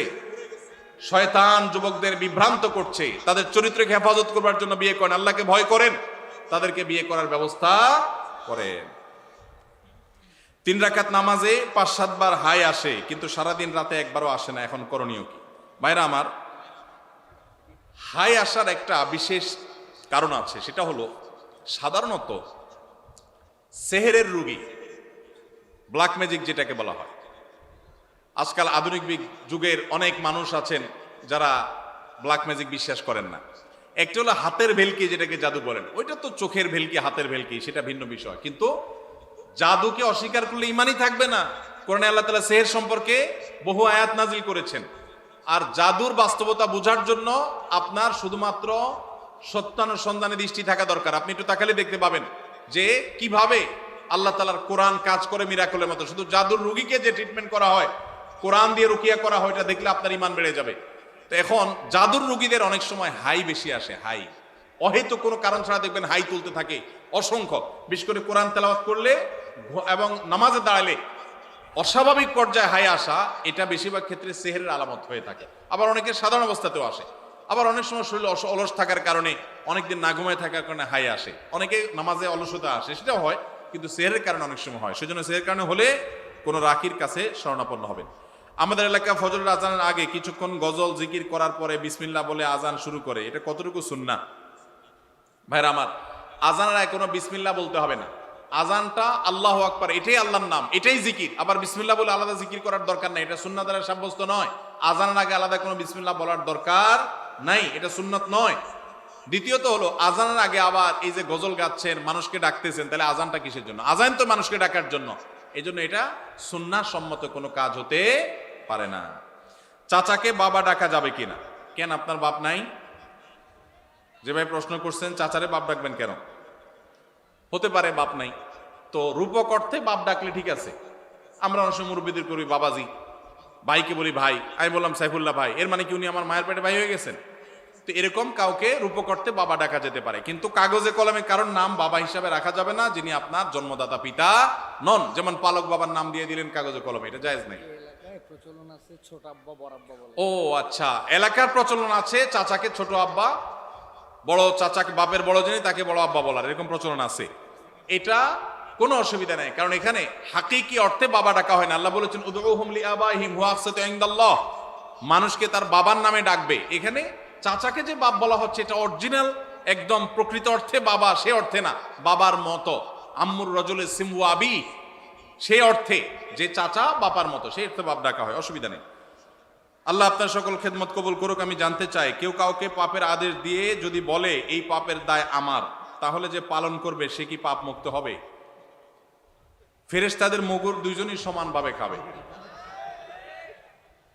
যে আদেশ দিছে সে তো হুকুমের আসামি হিসেবে খাবেই, আর যে এই যে সরল শাস্তেছে যে আমাকে তো সে আদেশ দিছে, তো নবী করিম সাল্লাল্লাহু আলাইহি ওয়াসাল্লাম বলেছেন লা তাআতা লিমাখলুকিন ফি মাসিয়াতিল খালিক, আল্লাহর কোন নির্দেশ লঙ্ঘন করে পৃথিবীর কারোর কথা মানা যাবে। এখন কেউ যদি আপনাকে অন্যায় করতে বলেন আর আল্লাহ যদি সেটা নিষেধ করেন, তাহলে সেই কাজ করা যাবে? যদি করেন তাহলে আপনিও অপরাধী হবেন। যদি কেউ বলে যে তুমি করো, এর দায় আমার, তাহলে বুঝবেন যে এটা চিটার, এটা কি, এটা বাটপার। কারণ কেউ কারোর পাপের বোঝা নিতে পারে।